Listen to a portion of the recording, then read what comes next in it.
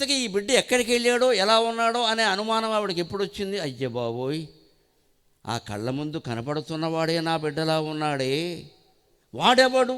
అద్దిరా ఉదయ భాస్కర తేజమువాడు. గొట్టుముక్కల రామకృష్ణ శాస్త్రి గారి పద్యం కుంతి కావ్యంలోది.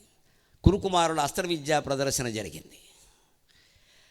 భీముడు, దుర్యోధనుడు, అర్జునుడు మొదలైన వీరులందరూ వారి వారి చాతుర్యాలని ప్రదర్శించారు. అర్జునుడు ప్రదర్శించాక అర్జునుడిని గెలవగలిగిన వీరుడు ఈ జగత్తులో లేడు. అర్జునుడు అంటే జగదేక వీరుడు, ఈయనకి అతిలోక సుందరిని పెళ్లి చేసుకోవడం ఒకటే పని, ఇంకేం లేదు అని ద్రోణాచార్యులు ప్రకటించాడు. లేదు, నేనున్నాను. సాలప్రంశుముఖోజ్వలత్కవచు శశ్వత్కుండలోద్భాసితు జగత్కర్ణపూర్ణాలో లద్గుణు కర్ణుజూచి అని అన్నయ్య గారు అద్భుతమైన పద్యం రాస్తాడు.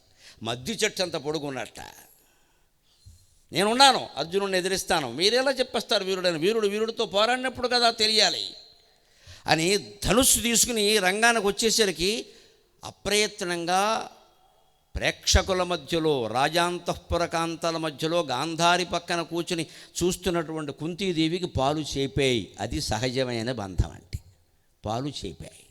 ఏమిటి ఏమిటి పొంగు, ఏమిటి పొంగు, ఏమిటి పొంగు, వాడెవడు, ఎవరో, పైగా నా బిడ్డను ఎదురిస్తున్నాడు అర్జునుడిని, కానీ వాడు ఇలా రంగప్రవేశించేగానే నాకు ఇదేమిటి హృదయంలో ఈ ఉప్పొంగడం ఏమిటి, ఏమిటిది, ఎప్పుడు చూడలా, ఈ నేలలో ఎప్పుడు చూడలా అని. వాడెవడు? అద్దిరా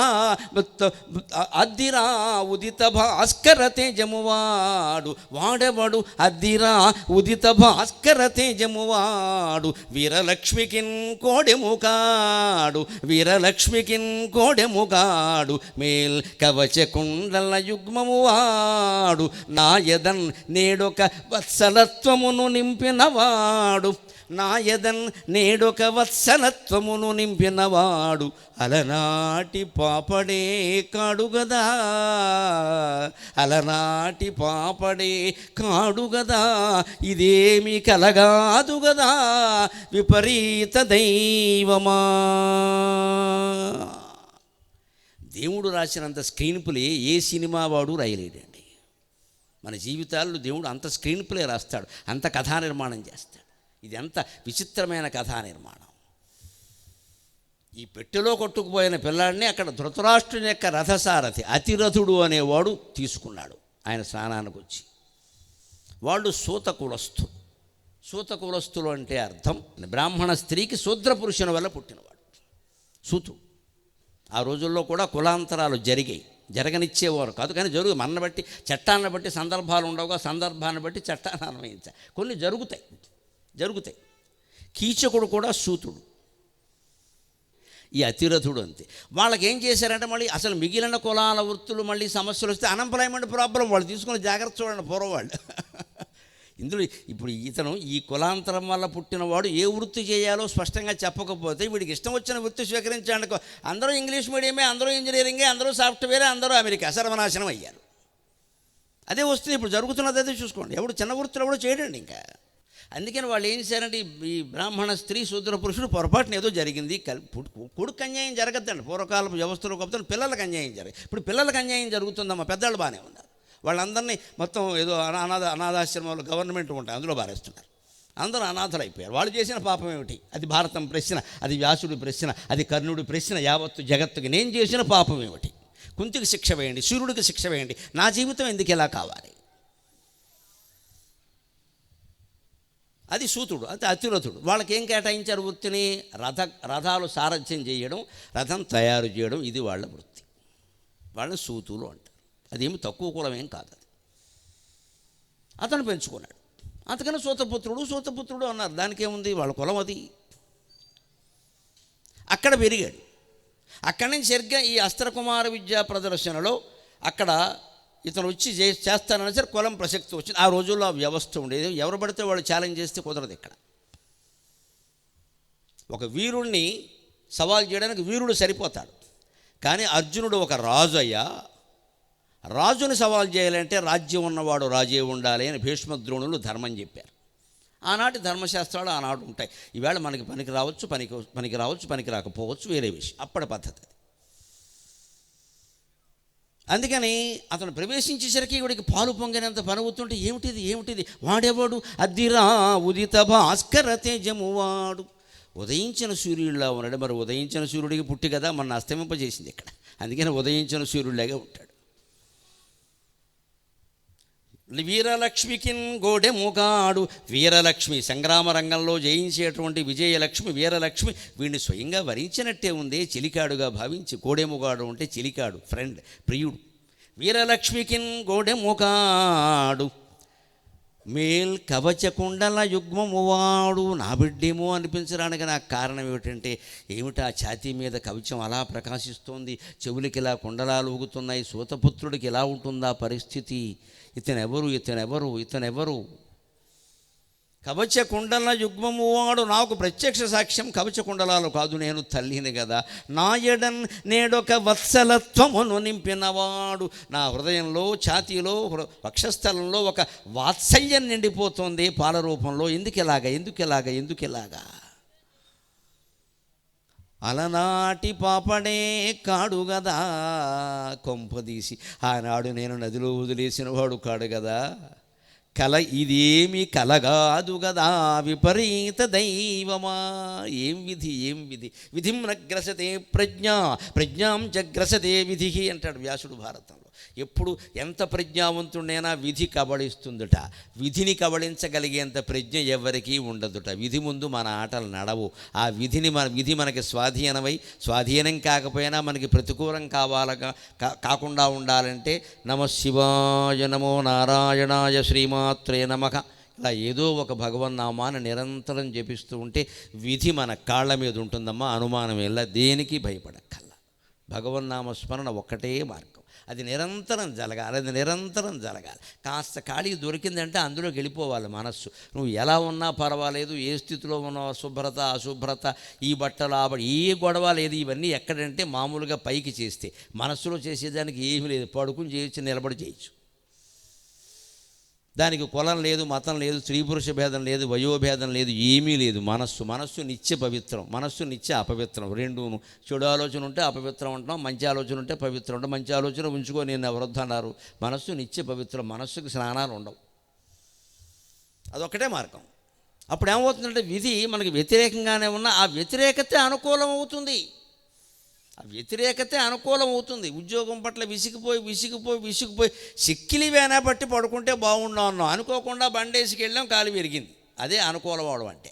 డాక్టర్ గారు 3 నెలలు రెస్ట్ చేసుకోమని చెప్పారు. కంపెనీ వారు 3 నెలలు జీతంతో సహా మెడికల్ లీవ్ ఇచ్చారు, మెడికల్ బెనిఫిట్స్ కూడా వాళ్ళే ఇచ్చారు. ఇదే విధి అనుకూలం అవడం అంటే. అంతే. కాలికి దెబ్బ తగిలితే 3 నెలలు విశ్రాంతి దొరికింది, ఖర్చులన్నీ వాళ్ళవి, ఉద్యోగం జీతంతో సహా ఇచ్చేశారు. హాయిగా భార్య అక్కడ ఎదురుగా ఉంటుంది. ఇంటి కాలు తినగా ఉంటే ఆవిడ ఎక్కడ ఉంటుందా, మహిళా మండలికి వెళ్ళి కూర్చుంటుంది. ఆవిడ గొడవ ఆవిడకుంది, ఆవిడ పనులు ఆవిడకున్నాయి. పైగా బంధువులు వస్తారు, గంటకొకడు వస్తాడు, 2 యాపిల్ పళ్ళు పట్టుకొస్తాడు. ఎవడు పట్టుకొస్తాడు? మనం బాగుంటే మన ఇంటికి ఎవడొస్తాడు? ఏదో వస్తేనే వస్తాడు. జరిగేది ప్రమాదమే. కానీ అది మనకు అనుకూలంగా మారుతుంది. మనము సిక్కిలీవ్ కోరుకున్నాం, అనుకోకుండా సిక్కిలీవ్ వచ్చింది. పెద్ద ప్రమాదం ఏం కాదు, 3 నెలల్లో తగ్గుతుందని డాక్టర్ గారు చెప్పారు. చాలా అయిపోయాయి. ఇది ఈ భగవత్స్మరణ వల్ల జరిగే మేలు. మానవుడికి ఇచ్చినటువంటి భగవంతుడు ఇచ్చిన వారి మీద ఎవరు నన్ను స్మరిస్తూ ఉంటారో వారి పూర్వజన్మ కర్మలు కూడా వారిని ఏమీ బాధించకుండా నేను చూస్తానని చెప్పాడు. ఇంకెందుకు భయం? ఆ స్మరణ ఎప్పుడు కాపాడుతుంది. అందుకని చూసి అనుకుంటుంది వాడు ఈ విపరీత దైవంలాగా ఉంది, ఇదేమిటి ఇలా చేసేసింది అని. సరిగ్గా అంతే జరిగింది. మనకు తెలుసు, వాడే కర్ణుడు. కానీ ఎక్కడ బాధపడింది ఆవిడ? చివరికి అతను దుర్యోధనుడు వచ్చి నేను అంగరాజ్యాన్ని ఇచ్చి రాజుని చేస్తాను అన్నాడు. అప్పటికప్పుడే అంగరాజ్యానికి అభిషిక్తుని చేసేసాడు. దానికి ఇతను చాలా పొంగిపోయాడు. అమాయకత్వం అంటే అదే. మన ఒక ఆపదలో ఎవరైనా మనని కాపాడితే ఆయనకి చేయవలసిన ప్రత్యుపకారం ఏదో చేయాలి తప్ప జీవితాంతం వాడు చేసిన వంకర పనులన్నీ మనం సమర్థించకూడదండి. అక్కడే కర్ణుడి క్యారెక్టర్ మొత్తం పాడైంది. మనం ఏమనుకుంటామంటే చాలా గొప్పవాడు మిత్రుడు కాల. ఏ మిత్రుడు కొన్నాడు మిత్రమా? ఆలోచించు. దుర్మార్గుడైన మిత్రుడికి అంత అంకిత భావంగా ఉండడం వల్ల ఏమైంది? ఆవిడ దుర్మార్గాలు మనం సమర్థించినట్టు అయింది ఇక్కడ. అంచేది ఒకడు ఏదైనా పెద్ద మనిషి ఊళ్ళో మనకి ఏదైనా ఆపద వచ్చినప్పుడు ఉపకారం చేస్తే వాడు దుర్మార్గుడు అని మనకు తెలిస్తే ఆ ఉపకారానికి ప్రత్యుపకారం చేసేసి ఫోన్లో నెంబర్ డిలీట్ చేసి కట్ చేసేయాలి. అంతే, ఇంకా అయిపోయింది. ఎప్పుడైనా పలకిస్తే చాలండి మీ వల్ల బతుకున్నాం అంతే. ఇంకా వాడు మనకేదో ప్రాణరక్షణ చేశాడు కదా, మన గౌరవం నిలబెట్టాడు కదా అని ఆయన పార్టీలో చేరిపోయి ఆయన హత్యలు చేసినా సరే వెనకాల మనమే కత్తి అందించి ఆయన మనకే కత్తి ఇచ్చి హత్య చేయమంటే ఆయన బదులు మనమే హత్య చేసి మనమే చేయలేక ఇంత ఓవర్ యాక్షన్ చేయక్కల. కర్ణుడు ఈ ఓవర్ యాక్షన్ చేసి జీవితాన్ని పాడు చేసుకున్నాడు. నదిలో బారేయడం కుంతి తప్పేనండి. అక్కడి నుంచి దుర్యోధనుడిని కలవడం ఏమిటి, దుర్యోధనుడితో స్నేహం అంతెందుకు స్నేహం, దుర్మార్గుడని తెలుస్తోంది కదా. ద్రౌపది వస్త్రాపహరణం అప్పుడు కూడా తెలియలేదా దుర్మార్గుడని. మన జీవితంలో మనం ఇక్కడే మోసపోదు. అంకిత భావం గడిది గుడ్డు భావం. అంకిత భావం ఎవడి పట్ల ఉండాలి, మంచివాడి పట్ల ఉండాలి. చెడ్డవాడి పట్ల అంకిత భావం ఏంటయ్యా, చెడ్డవాడి పట్ల అంకిత భావం అంటే వాడి చెడ్డతనానికి నువ్వు ప్రోత్సాహం చేసినట్టు అయింది ఇక్కడ. అంటే దుర్మార్గమైన స్నేహాలు చేసి అంకిత భావం మాట్లాడకూడదు. అది సన్మార్గమైన స్నేహం అయితేనే అంకిత భావం. దుర్మార్గుడితో స్నేహం ఎప్పుడు విడిచిపెట్టాలి. ఎందుకంటే దుర్మార్గుడితో వైరము పనికిరాదు, స్నేహము పనికిరాదు. సంస్కృతంలో చాలా స్పష్టంగా చెబుతారు, దుర్జన పరిహర్తవ్యక. దుర్మార్గుడితో వైరం పనికిరాదు, స్నేహం కూడా పనికిరాదు. ఎందుకంటే బొగ్గు కాలిన బొగ్గు ముట్టుకున్నామా చెయ్యి అంటుకుంటుంది, ఆరిపోయిన బొగ్గు ముట్టుకున్నామా చేతికి మసి అంటుకుంటుంది. రెండూ అనవసరమే అన్నాడు. కాలిన బొగ్గు దుర్మార్గుడితో వైరం, మన చెయ్యి అంటుకుంటుంది. ఆరిపోయిన చల్లారిన బొగ్గు వాడితోటి స్నేహం చేయడం, అది మనకి మసి అంటుతుంది. బొగ్గు కాలినప్పుడు ముట్టుకున్నామనుకో చెయ్యి అంటుకుంటుంది, ఆరిపోయాక ముట్టుకున్నామనుకో మసి అవుతుంది. నీకు అసలు వాడితో కొన్ని వైరము వద్దు, స్నేహం వద్దు, దూరంగా ఉండు. దానికి దూరంగా ఉండడం ఒకటే మార్గం. వాడిని ఏమో మళ్ళీ ఫోన్ చేసి నువ్వు దుర్మార్గుడు కాబట్టి దూరంగా ఉంటున్నా, సాయంత్రానికి లేపేస్తాను నేను ఇక్కడ. ఎందుకు వచ్చిన గొడవ ఇది? ఇంత పౌరుషాలు అనవసరం. దూరంగా ఉంటే అయిపోయి దీన్ని మైకులో ప్రకటించాలి ఏమిటి? ఇదే బతుకు తెరువు అంటే. ఆ లౌక్యం లేకపోయింది కర్ణుడికి. అమాయకంగా ఆయన అంగరాజ్య సింహాసనం మీద కూర్చోబెట్టి ఇలా నెత్తి మీద కిరీటం పెట్టి, రాజు ధ్రువం తే రాజా వరుణో ధ్రువం దేవో బృహస్పతి ధ్రువంత ఇంద్రశ్చాగ్నిశ్చ రాజ్యం ధారయతే ధ్రువం. కర్ణ మహారాజుల వారికి జయం జయం జయం అనేసరికి, హితుడా నేను నీకు దాసుణ్ణి అన్నాడు. ఇక వాడు కొంగులాగమంటే కొంగులాగాడు, జళ్ళాగమంటే జళ్ళాగాడు. జీవితం అంతా పాడు చేసుకున్నాడు. ఇది కుంతి కారణం కాదు కదండి, సూర్యుడు కారణం కాదు కదండి. ఇది మనం ఆలోచించాలి. ఎక్కడో చిన్నప్పుడు జరిగి మొత్తం దానికేమో అంటుపెడితే ఎలాగని నన్ను అలా చేశారు కాబట్టి అప్పుడు జరిగింది అది నిజమే. తర్వాత నీ జీవితం నువ్వు నిర్మాణం చేసుకోలేవా? ఇంకా తల్లిదండ్రులని, పెద్దవాళ్ళని, మిత్రుల్ని అనాలా అందరినీ? అసమర్థుడైన వాడు ఇలాగే అంటాడు. జీవితంలో ఎప్పుడు ఏం జరిగినా సరే, అప్పుడు నేను 4 ఏళ్ళప్పుడు ఇలా చేశారు అందుకే ఇలా జరిగింది. నువ్వు ఇప్పుడు 44 ఏళ్ళు తగులొట్టాయి, నువ్వేం చేస్తున్నావు ఇక్కడ? అప్పుడు ఎందుకు చెబుతావు అసమర్థత అంటారు దాన్ని. అందుకే కర్ణుడి జీవితం వేరుగా మారిపోయింది. దానికి కుంతి కారణం కాదు. కానీ క్షోభ జీవితాంతం అనుభవించింది ఆవిడ. అందుకే దానికి పరిష్కారం ఆవిడేం కనిపెట్టిందంటే, జరిగింది ఏదో జరిగింది, ఆ రహస్యం ఎవరికీ చెప్పలేదు. అందరము గుర్తుపెట్టుకోవాలి. జీవితంలో కొన్ని రహస్యాలు భార్యకి భర్తకు కూడా చెప్పకూడదండి. అది తప్పు అని మనకు తెలిసినప్పుడు పూజా మందిరంలోకి వెళ్ళి తప్పు ఒప్పుకొని పశ్చాత్తాపంతో ఆ తప్పును కడిగేసుకోవడమే, చెప్పకూడదండి. చెప్తే జీవితాంతం దెప్పుతారు. ఈవేళ బాగానే ఉంటారు, రేపొద్దున దెప్పుతారు. అందులో ఈవేళ పెదవి దాటింది అంటే పృథివీ దాటినట్టే, పెదవి దాటింది అంటే పృథివీ దాటినట్టే. ఏదైనా సరే అది నీకు తప్పని తెలుసు కదా, కప్పే, చెప్పకు. దేవుడికి చెప్పు. దేవుడికైతే చెప్పక్కల. సర్వజ్ఞస్య దయాకరస్య భవత కిం వేదితవ్యం మయ. శంకరాచార్య అంటారు శివానంద లహరిలో, సర్వజ్ఞుడు అయ్యా నీకు వేరే చెప్పేదే ఉంది. దేవుడికి చెప్పక్కల, ఆయన ముందు కూర్చుంటే చాలా అలాగా. మళ్ళీ చేయకుండా ఉంటే అయిపోయా. ఎవరికి ముందో వెళ్ళి ఒప్పుకోవాల్సిన పని కూడా లేదని దెప్పుతారు. తర్వాత ఇంక చెయ్యం ఏదో జరిగింది వదిలేసాం. కుంతి అలా వదిలేసింది ఆ విషయాన్ని. కాబట్టే మిగిలిన జీవితం కాస్త ఉన్నంతలో సుఖంగా భద్రంగా గడిచింది. భర్త పోయినా, 5 పిల్లల భారం పడినా, సవతి సహగమనం చేసిన, ధృతరాష్ట్ర మహారాజు ఎంత అన్యాయం చేసినా, దుర్యోధనుడు ఎంత అన్యాయం చేసినా, బిళ్ళకి మాయజోదంలో వీళ్ళని ఓడించి జోదాన్ని అడవులకి పంపిన ఆవిడ చెక్కు చెదరకుండా నిలబడింది అంటే ఒకే ఒక స్మరణ కారణం. ఆవిడ ఎప్పుడూ శ్రీకృష్ణుడిని మేనల్లుడుగా భావించలేదు, పరమాత్మగానే భావించింది. కాస్త ఖాళీ దొరికి మంచం మీద పడుకోగానే ఆవిడ నోట వచ్చే మాట ఏమిటో తెలుసా? శ్రీకృష్ణ యదుభూషణ నరసఖ శృంగార రత్నాకర లోకద్రోహి నరేంద్ర వంశదమన లోకావన దేవతానీక బ్రాహ్మణ గోగణ ఆర్తికరణ నిర్వాణ సంధాయక నీకున్మృక్యద ద్రుంపవే భవలతల్ నీకున్మృక్యద ద్రుంపవే భవలతల్ నిత్యానుకంపానిధి నీకున్మృక్యద ద్రుంపవే భవలతల్ నిత్యానుకంపానిధి. భగవంతుణ్ణి ఎంత దగ్గర చేసుకుందో చూడండి. దగ్గర చేసుకోవడం కోసం చుట్టరకం కలిపింది, క్యాస్ట్ కూడా కలిపింది. శ్రీకృష్ణ అది ఆయన పేరు. యదుభూషణ, మీది మాది ఒకటే వంశం, నేను యాదవులు ఆడబడుచుని, నువ్వు యాదవులు ఇంట్లో పుట్టావు, క్యాస్ట్ ఫీలింగ్ అంటారు. ఆ పైన ఇంకా నువ్వు మాకు చాలా దగ్గరవాడవయ్యా, నరసఖ, మా అర్జునుడికి చాలా సన్నిహిత మిత్రుడు, close friend to my son అని ఇంగ్లీష్ మీడియంలో చెప్పి. దేవుడికి కూడా ఇంగ్లీష్ చెప్తే అర్థం కాదు. ఇప్పుడు ఇక ముందు మా ప్రవచనాలు కూడా ఇంగ్లీష్లో చెబుతూ ఉండాలి, కర్మకాలిపోయి. అందుకే నువ్వు శ్రీకృష్ణుడివి, మీ వంశం మా వంశం ఒకటే, యదుభూషణ నరసఖ, మా అబ్బాయికి చాలా సన్నిహిత మిత్రుడు భయ్యా, నన్ను నువ్వు కాపాడకపోతే ఎవరు కాపాడతారు, అబ్బాయికి ఎంత సన్నిహిత మిత్రుడిని ఏదో అబ్బాయి కింద భావించాలి, లేదంటే దేవుడి కింద భావించింది ఆవిడ. అది ఆ నమ్మకం ముఖ్యం. భగవంతుడు మన కరుణించాలంటే రెండే విషయం, నమ్మకం ఉండాలి, సాధన చేయాలి. నమ్మకం ఉండాలి, సాధన చేయాలి, ఇంకేం మార్గం లేదు. అపారమైన నమ్మకం ఉండాలి, సాధన చేయాలి. ఆ సాధన ఆవిడని కాపాడింది.